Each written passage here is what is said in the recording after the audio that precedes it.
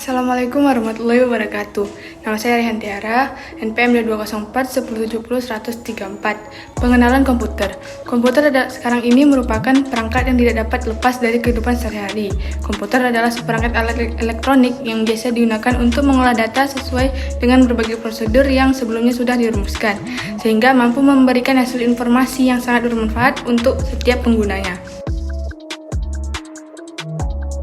Sebelum menjadi secanggih sekarang, komputer hanyalah sebuah mesin hitung sederhana. Komputer dahulu hanya mesin hitung untuk menghitung tabel angka. Seiring berjalannya waktu, komputer mengalami perkembangan dan dilengkapi dengan berbagai fitur canggih yang bermanfaat untuk mempermudah kegiatan manusia.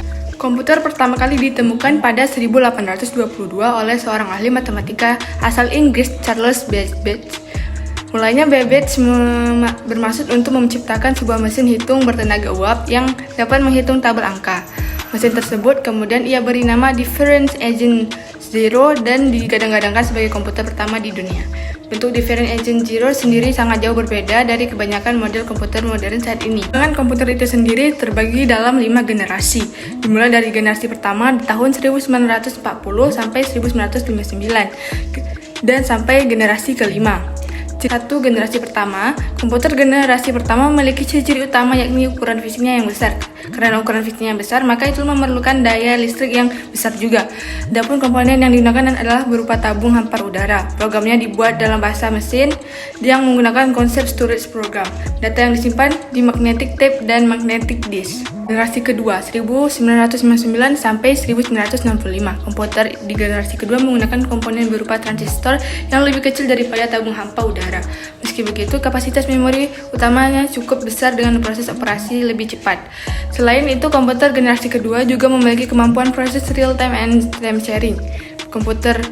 Perkembangan lain dari komputer generasi pertama ke generasi kedua terletak pada magnetic disk dan magnetic tape-nya yang sudah berbentuk removable disk. Generasi ketiga, pada 1965 sampai 1970, komputer di generasi ketiga sudah memiliki ukuran yang lebih kecil karena menggunakan komponen 4, integrated circuits, sehingga hemat penggunaan listrik.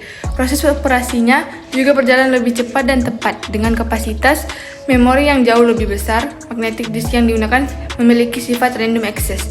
Komputer di generasi ini juga dapat melakukan multiprogramming dan multiprocessing serta dapat melakukan komunikasi data antar komputer.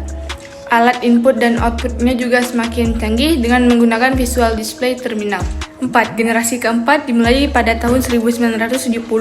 PC, personal komputer sudah mulai berkembang di generasi ini. Contoh produknya adalah Apple II. Memori komputernya sudah menggunakan bentuk chip dari mikroprosesor dan semikonduktor dengan teknologi large scale integration yang juga disebut dengan bipolar large scale integration. 5. Generasi kelima yaitu generasi pada sekarang ini. Komputer generasi kelima dipelopori oleh negara Jepang yang telah menggunakan variance integration dan artificial intelligence supaya komputer dapat memecahkan masalahnya sendiri. Selain itu, komputer pada generasi ini juga mempunyai jutaan warna dengan resolusi yang sangat tajam. Lalu perkembangan teknologi komputer generasi kelima juga memungkinkan untuk dibuat jenis komputer portable yaitu laptop. 2. Cara kerja komputer. Menurut Blazmer pada tahun 1985, komputer adalah suatu alat elektronik yang mampu melakukan beberapa tugas, yaitu menerima input, memproses input sesuai dengan instruksi yang diberikan, menyimpan perintah-perintah dan hasil pengolahannya, serta menyediakan output dalam bentuk informasi. Cara kerja komputer melalui 3 tahap, yaitu melalui menerima informasi dari perangkat input seperti keyboard dan mouse, memproses informasi yang diterima pada bagian CPU dan menyajikan informasi hasil olahan kepada pengguna melalui perangkat keluaran seperti monitor, printer, dan yang lainnya.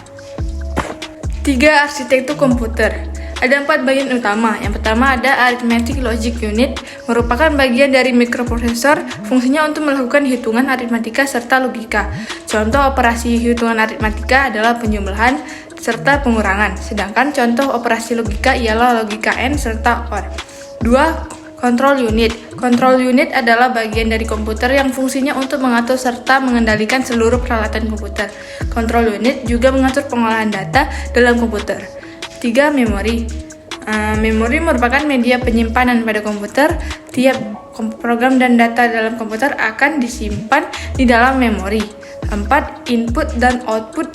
Input dan output sering juga disebut dengan I atau O, merupakan sistem pemrosesan informasi dalam komputer.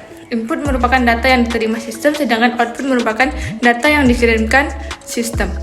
4. Sistem operasi. Sistem operasi merupakan sebuah sistem yang mampu menghubungkan berbagai perangkat lunak dengan kebutuhan perangkat keras untuk memudahkan penggunanya dalam berinteraksi pada komputernya.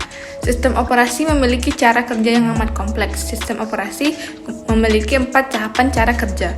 Yang pertama, melakukan manajemen proses, artinya sistem operasi dapat melakukan penjadwalan pembuatan file, penghapusan file, dan sebagainya. 2. Sistem operasi komputer hanya dapat bekerja setelah penggunanya memberikan instruksi untuk dijalankan. 3. Setelah menerima instruksi dari penggunanya, kemudian dikelola atau diubah menjadi informasi yang diterima oleh perangkat lunak atau software yang ada di dalam komputer. 4. Tampilan komputer atau hardware akan berubah beberapa saat setelah sistem operasi memproses instruksi dan menjalankan apa yang diinginkan oleh penggunanya.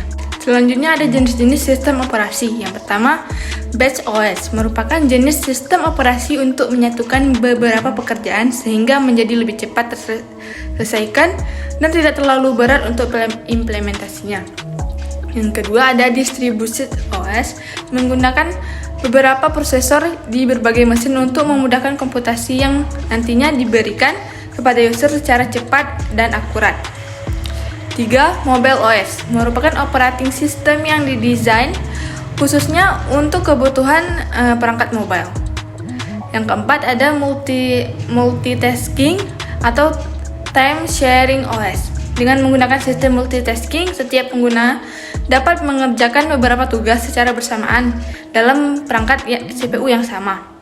5. Ada Network OS. Dalam menggunakan jaringan network, OS juga berperan sebagai pengatur data, keamanan user, dan berfungsi untuk networking itu sendiri. Yang keenam ada Real-Time OS. Fungsi yang terakhir adalah Real-Time OS, di mana interval atau jarak waktu pemrosesan dan respon input yang kecil. 5. Perangkat lunak. Perangkat lunak adalah sekumpulan data yang disimpan dan dikendalikan oleh perangkat komputer. Data tersebut meliputi instruksi atau program yang nantinya akan menjalankan perintah khusus. Perangkat lunak juga disebut sebagai sistem dalam komputer yang tidak memiliki wujud fisik dan diinstal di dalam sebuah komputer atau laptop agar bisa dioperasikan. Secara umum, fungsi dari perangkat lunak adalah sebagai jembatan antara pengguna komputer dengan perangkat keras. Perangkat lunak ini berisikan kode-kode program yang dibuat menggunakan bahasa pemrograman. Kode-kode itu merupakan kumpulan perintah atau instruksi untuk menjalankan tugas tertentu sesuai dengan keinginan penggunanya. Selanjutnya ada jenis-jenis perangkat lunak. Pertama, perangkat lunak sistem operasi Microsoft didirikan oleh Bill Gates dan Paul Allen pada tanggal 4 April 1975. Kedua, perangkat lunak pengolah gambar Adobe Photoshop diciptakan oleh Thomas and John Cole pada 1987. Perangkat lunak pemrograman Pascal pemrograman diciptakan pada 1971 oleh profesor bernama Niklaus Wirth dan dari Technical University di Zurich, Switzerland. Perangkat lunak browser penemu Google Chrome adalah Larry Page dan Sergey Brin. Perangkat lunak presentasi berupa PowerPoint pertama kali dikembangkan oleh Bob Gaskin dan Dennis Austin. Terima kasih. Assalamualaikum warahmatullahi wabarakatuh.